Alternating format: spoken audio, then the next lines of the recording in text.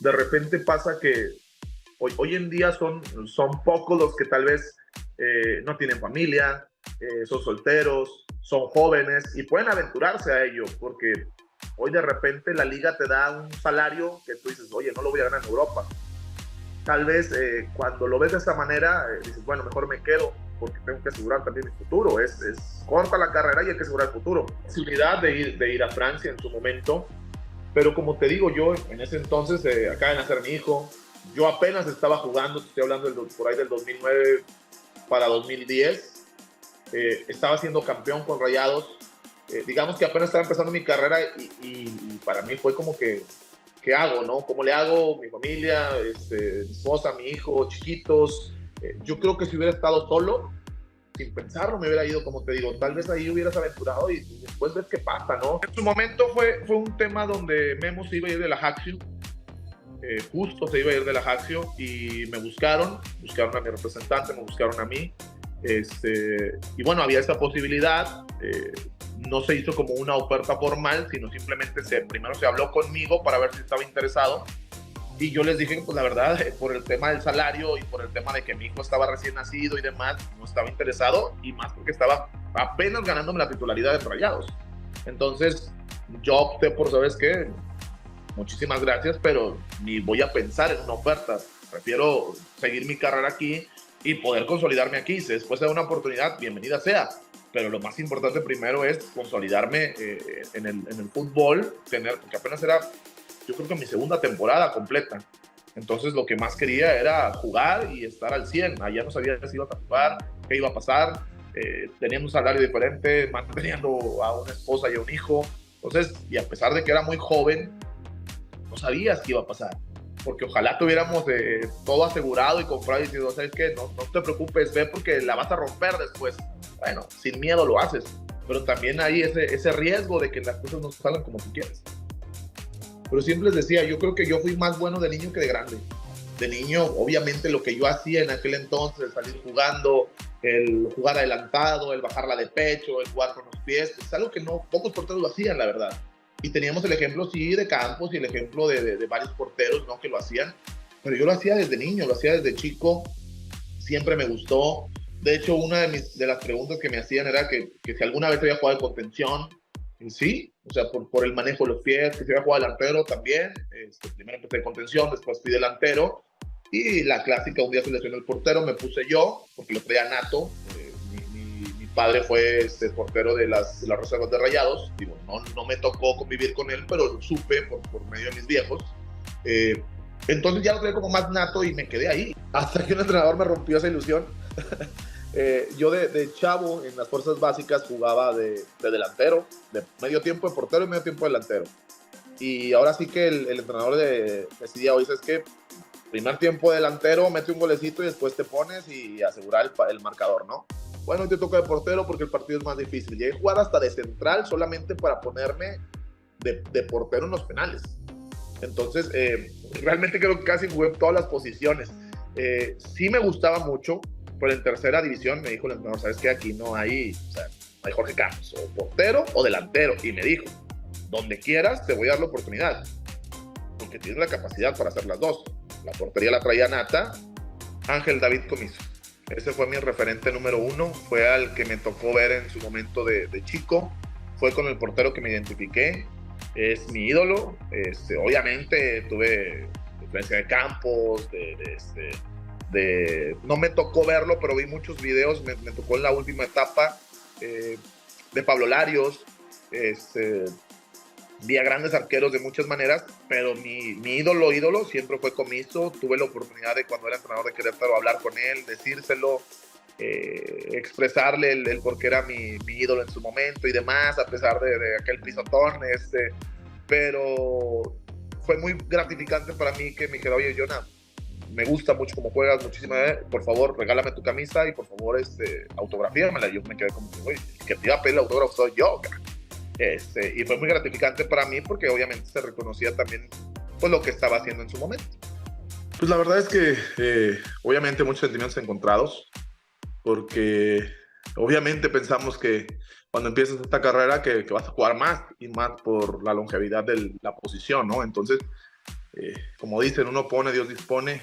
Queríamos hacer grandes cosas, queríamos hacer más cosas, quería jugar en el club de mis amores, poder retirarme ahí, que fuera, como decían, el último baile en el club de mis amores, pero bueno, la lesión sinceramente ya no permitió que estuviera al 100 para hacerlo profesionalmente y como yo quisiera, porque realmente es el tema. El tema no es tanto el no haber tenido opciones o el que no se pudiera dar la posibilidad de regresar a Monterrey, porque sí me la dieron para la próxima temporada, pero ya necesitaba cerrar un ciclo, ya era más de un año sin tener actividad, en donde la lesión, el estar batallando con el tema de la rehabilitación y demás, pues ya también me hizo tomar esta decisión, ¿no? Yo estoy muy satisfecho con lo hecho, yo no le debo nada al fútbol, el fútbol no me debe nada, se lo entregué todo, me lo dio todo, gracias a Dios. La verdad es que me siento muy tranquilo y feliz con la carrera que logré. Como te digo, fue todo gradual. A final de cuentas, primero un tema donde los especialistas me empezaron a decir los riesgos que había, que conllevaba, que se podía seguir haciendo, pero también corría un riesgo, ¿no? Que es el tema de mi escafoide, ¿no? Que podía algún día tronar ese huesito. Entonces, teníamos ese pendiente, ¿no? Entonces ya era evaluar qué querías, ¿no? Si querías, como decía mi esposa, necearle un poquito en ese aspecto y tal vez correr ese riesgo, o dejarlo por la paz y decir, bueno, tengo una muñeca funcional, tengo una muñeca que todavía puede hacer muchísimas cosas y que no le tengo que dar el estrés que requiere y la responsabilidad que requiere estar en un equipo de primera división, porque realmente también pasa por ahí, ¿no? Sabes que la gente no te va a juzgar pensando, bueno, está mal de la muñeca y se le perdona, ¿no? Al contrario, o sea, si está es porque puede ir al 100. Sí, obviamente, el fútbol es mi vida, yo no puedo estar sin el fútbol. Tengo mi curso de entrenador de porteros que terminé, estoy por terminar mi curso de director técnico. Siempre me gustaron las redes, siempre me gustó el tema de la comunicación, me gusta la televisión, me gusta la radio. Obviamente el estar cerca del fútbol tiene que ser mi vida, ¿no? Veremos y evaluaremos cuál es la mejor decisión en el momento, ¿no? Entonces hay opciones de hacer varias cosas en torno al fútbol. Mi idea es seguir al lado de ello, ya sea de entrenador de porteros, de director técnico, que esa es mi ilusión. Me gusta mucho el fútbol, lo leo de una manera muy diferente. Tuve grandes entrenadores y creo que les aprendí muy bien. Entonces, mi idea es seguir en el medio, ¿no? Seguir en el medio del fútbol. El mundial para mí fue algo que a Jonathan Orozco le faltó, era la cereza en el pastel. Pues ya estar ya casi en la última etapa de mi carrera y decir, bueno, tienes la posibilidad de ir a un mundial, ¿no? Tienes la posibilidad de pelear un puesto porque el Tata me dio esa oportunidad. Y bueno, por la lesión realmente fue el que ya no pude seguir peleando y ya no pude ir. Pero eso fue, yo creo que lo único que me faltó poder experimentar, ¿no? Que no podía hablar de injusticia. Creo que ellos estaban haciendo muy bien las cosas y realmente era un tema de gustos para mí. De gustos completamente en los entrenadores. La verdad es que creo que han tomado la decisión correcta. Memo siempre va a ser Memo y él tiene un puesto ganado por el simplemente hecho de todo lo que ha hecho en selección. Entonces, me quedo tranquilo en ese aspecto. Y vemos que creo que no se está trabajando de la manera correcta en las cosas básicas, en esta parte de poder sacar jugadores. Y no hablo de que no se dé las oportunidades, porque se están dando las oportunidades. Ves a Querétaro con Tapia, ves a San Luis, ves a Pachuca con jóvenes, con canteranos, pero creo que falta ese trabajo para llegar al nivel óptimo de poder competir por ese puesto, y necesitamos porteros jóvenes que, como en su momento Memo tomó la batuta de la selección, y hoy en día no veo, fuera de Malagón o Carlos, que son los que más han tenido oportunidad de jugar en este proceso con Jimmy, no veo quién diga, bueno, los que siguen son estos, ¿no? Yo creo que fuera de ellos dos tendríamos que empezar no a preocuparnos, pero sí a ocuparnos de ese cambio generacional que tanto se menciona, ¿no? Sobre todo en la portería. Fuera un poquito más abierto en su personalidad, tal vez no fue el más abierto en su momento, había pasado por muchas cosas de niñez, había pasado por muchas cosas de muchas índoles, y tal vez no era tan receptivo como lo es ahora. Tal vez no era en esta parte tan abierto, tan diferente, tal vez no mostró la personalidad que él tenía, porque a final de cuentas fueron de repente como creando un personaje y creando un villano, y una vez que entré en ese personaje ya no pude salir, y realmente traté de interpretar ese personaje.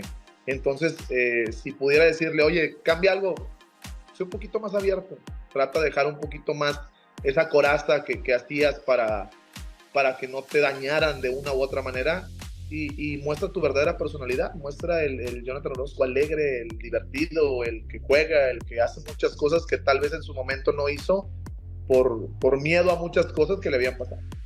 Sí, era muy joven, no existía, digo, a mí no me pasaba ni por la cabeza, la verdad, lo que hoy en día es, ¿no? Y a mis tíos menos, a mis tíos mucho menos, porque estoy hablando que no solamente fue el Real Madrid en su momento, también fue Cruz Azul, Atlas, Pachuca, Chivas, porque fui a una copa también con ese equipo, el cual me invitó a España a jugar ese torneo. No fue con Rayados, sino fue con un equipo que me invitó, Chuma Club, y jugamos la Copa Cruz Azul y había muchos visores. Y, oye, ¿sabes qué? Te queremos, te queremos, te queremos. Hablaron a mi casa, me pidieron, bueno, pasaron mi información, hablaron a mi casa y mis tíos, a ver, no, él ya está en Rayados. O sea, él está en Rayados sin saber si estábamos o no estábamos, porque prácticamente nos fuimos sin permiso del club, porque no teníamos nada firmado. Trinidad Caballero fue el que nos dijo, ¿sabes qué? Váyanse, es una experiencia que él no va a poder generar aquí. Entonces nos fuimos a España, después nos fuimos a la Copa Cruz Azul con el mismo equipo.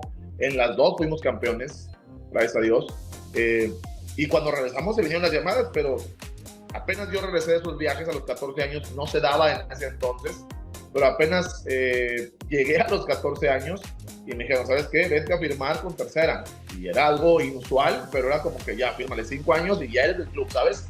Y dije, bueno, al final de cuentas el equipo de mis amores, aquí me voy a quedar, no pasa nada. Me quedé en Monterrey y gracias a Dios tengo la carrera que tuve.